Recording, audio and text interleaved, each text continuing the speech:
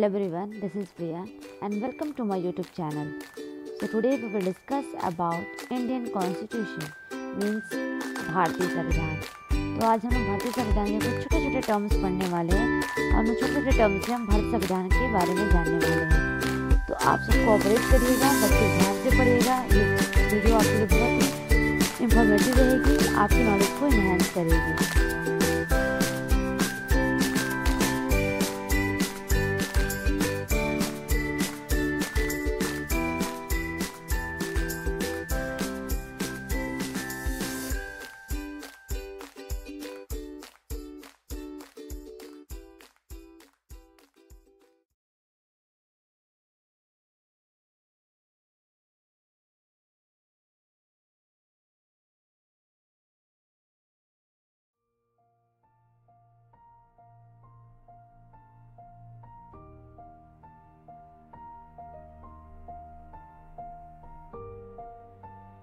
तो बच्चों, आज का हमारा टॉपिक है इंडियन कॉन्स्टिट्यूशन यानी कि भारतीय संविधान।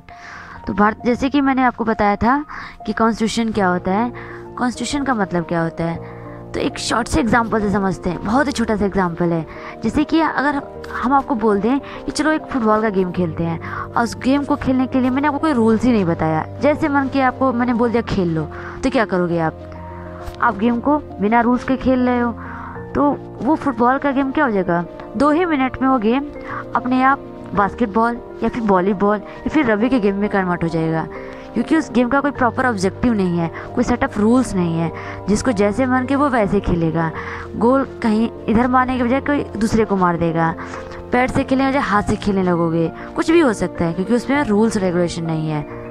उसी तरीके से सेम हमारी जो सोसाइटी है, हमारा जो समाज है, उसको भी चलने के लिए कुछ नियम कानून होते हैं, कुछ रूल्स रेगुलेशंस होते हैं। अगर वो रूल्स रेगुलेशन नहीं होंगे तो सोसाइटी में क्या होगा, कोई भी कभी भी किसी का मर्डर कर सकता है, कोई भी किसी का सामान चोरी करेगा, उसको डर नहीं होगा, अरे लाओ इसको मर्डर कर देते हैं, कोई क्या करने वाला है, पुलिस तो मारेगी नहीं, कोई रूल ही नहीं है। क्योंकि वहाँ पे कोई रूल नहीं है तो कोई सजा वाला देने वाला नहीं रहेगा, तो इंसान आपस में ही क्या करेंगे, लड़ाइयाँ करेंगे। तो अगर समाज को अच्छा चलाना है तो हमें रूल्स की ज़रूरत पड़ती है। और वो रूल्स कहाँ लिखे हैं, कहीं यूँ ही दीवाले पे तो है नहीं कि अचानक से आपके सामने आके प्रकट हो जाएंगी, चलो रूल्स बताते हैं, ये रूल्स है। वो रूल्स लिखे गए हैं किसी किताबों में, और वो आपका जो किताब जहाँ पे सारे नियम कानून, हमारे देश को कैसे चलाना, हमारे समाज को कैसे चलाना है, वो एक बुक में लिखी गई है। और उसी बुक को कहते हैं हम लोग कॉन्स्टिट्यूशन यानी कि संविधान। और ये नहीं कि सिर्फ हमारे भारत का ही संविधान है, हर देश का एक अपना संविधान होता है, हर देश का एक अपना कॉन्स्टिट्यूशन होता है। तो हम यहाँ पे हर सारे देशों की नहीं, अपने भारत की संविधान पढ़ने वाले हैं, इंडियन कॉन्स्टिट्यूशन को पढ़ने वाले हैं।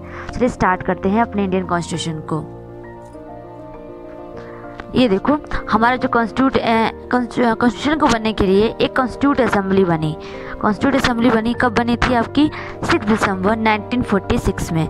उस कॉन्स्टिट्यूट असेंबली में 300 लोगों से मिलके बना था। तो हमारा कॉन्स्टिट्यूशन कब स्टार्ट हुआ, 6 दिसंबर 1946 में। और वहाँ पे 300 लोग थे और उस पूरे कॉन्स्टिट्यूशन को कंप्लीट होने में इतना समय लग गया था, मतलब कि 26 नवंबर 1949 में आपका ये कॉन्स्टिट्यूशन जाके बन के कम्प्लीट हुआ। लेकिन कंप्लीट हुआ, इम्प्लीमेंट नहीं हुआ। इम्प्लीमेंट मतलब कि लागू आपका कब होता है, 26 जनवरी 1950 को। तो टोटल समय कितना लगा था आपको इसको पूरा बनने में, तो 2 साल 2 years 11 months 18 days, 2 साल 11 महीने और 18 दिन पूरे कॉन्स्टिट्यूशन को बनने में लगे थे, जिसमें 300 लोग थे। उस 300 लोग में कौन थे, तो आपके जो प्रेसिडेंट थे उस कॉन्स्टिट्यूट असेंबली के, डॉक्टर राजेंद्र प्रसाद थे।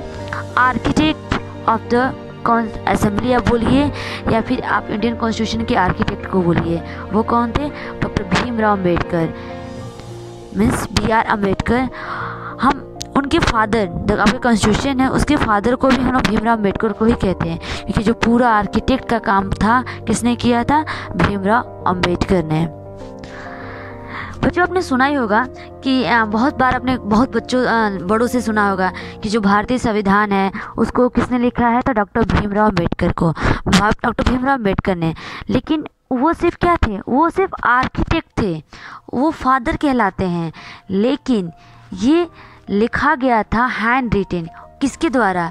एक कैलीग्राफिस्ट के द्वारा। क्योंकि आपको पता होगा कि हमारा जो भारतीय संविधान है ये ना ही टाइप्ड था और ना ही प्रिंटेड था, ये था हैंड रिटेन। क्या था? हैंड रिटेन था आपका इंडियन कॉन्स्टिट्यूशन।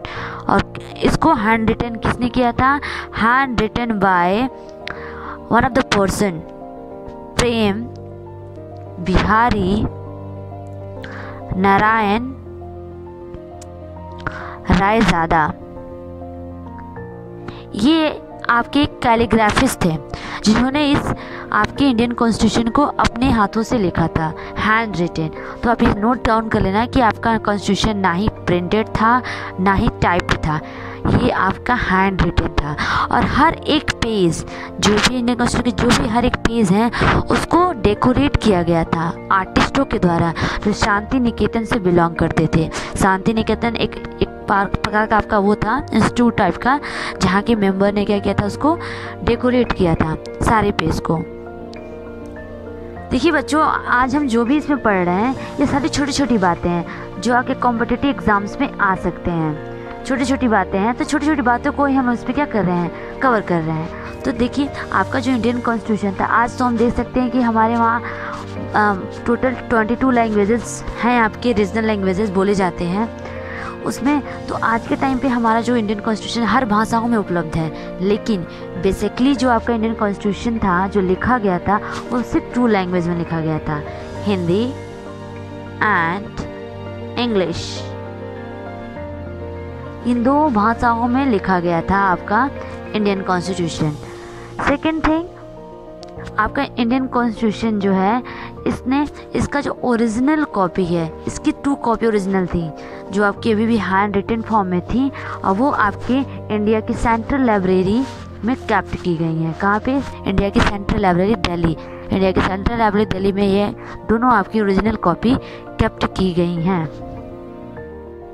से स्टूडेंट, इनिशियली जो हमारा इंडियन कॉन्स्टिट्यूशन था उसमें टोटल नंबर ऑफ, इनिशियली जब आपका ड्राफ्टिंग हुआ था इंडियन कॉन्स्टिट्यूशन का, तो इनिशियली वहाँ पे आपके 395 आर्टिकल्स थे, 395 आर्टिकल्स, 22 पार्ट्स थे एंड 8 शेड्यूल्स थे। इनिशियली जब आपका ड्राफ्टिंग डन हुआ था 26 नवंबर 1949 में। एट प्रेजेंट अगर हम लोग बात करें, एट प्रेजेंट तो आपके प्रेजेंट टाइम में 470 आर्टिकल्स थे, 25 पार्ट्स हैं एंड 12 शेड्यूल्स हैं आपके, 12 शेड्यूल्स। टोटल आज तक आपके 105 अमेंडमेंट मीन्स बदलाव, जो आपको, क्योंकि आपको पता है कि समय के साथ बदलाव ज़रूरी होता है, तो उसी तरह से हमारे इंडियन कॉन्स्टिट्यूशन में भी कुछ आपके नए लॉज भी बन के इंक्लूड हुए हैं। तो कुछ ऐसे भी आपके लॉज हैं जिसमें अमेंडमेंट, जिसमें बदलाव हुआ है, क्योंकि आपको पता है कि एक मनुष्य जीवन जो होता है समय समय पे उसमें चेंजेस ज़रूरी होती हैं, एक रिजिड फॉर्म में नहीं हो सकता। तो इसलिए आज तक में आपका टोटल 105 अमेंडमेंट्स हुए हैं। लास्ट अमेंडमेंट जो आपका हुआ था, last amendment has been done, जो आपका लास्ट अमेंडमेंट हुआ था वो आपका है 15 अगस्त 2021 को हुआ था, the last amendment. Now so student, the last point of the topic, आपका Indian constitution bag of borrowing कहा जाता है। क्या? Bag of borrowing. Bag of borrowing means ये आपका इंडियन कॉन्स्टिट्यूशन बहुत सारे देशों के कॉन्स्टिट्यूशन से बहुत सारे रूल्स लिए गए हैं और उनसे मिला के ये बना है, इसलिए इसको बैग ऑफ बोरोइंग कहा जाता है। जैसे कि आपका यूएसए से लिया गया है, ऑस्ट्रेलिया से लिया गया है, कनाडा से लिया गया है, जापान से लिया गया है, एक्सेट्रा। बहुत सारे ऐसे कंट्रीज़ हैं जहाँ से इसको लिया गया है, इसलिए इसको बैग ऑफ बोरोइंग कहा जाता है। एंड वर्ल्ड का सबसे लेंथीएस्ट कॉन्स्टिट्यूशन इंडियन कॉन्स्टिट्यूशन कहा जाता है। तो ये कुछ छोटी छोटी बातें थे जो हमने भारतीय संविधान के बारे में आपको बताया। होप आपको ये वीडियो हेल्पफुल होगा आपके कॉम्पिटिटिव एग्ज़ाम में। अगर आपको वीडियो अच्छा लगता है तो हमारे चैनल को सब्सक्राइब करें, ज़्यादा से ज़्यादा शेयर करें और बच्चे को मोटिवेट करें कि यहाँ पे छोटी छोटी इंफॉर्मेटिव वीडियोज़ आपको दी जाएंगी regarding SST and GK। Thank you for watching.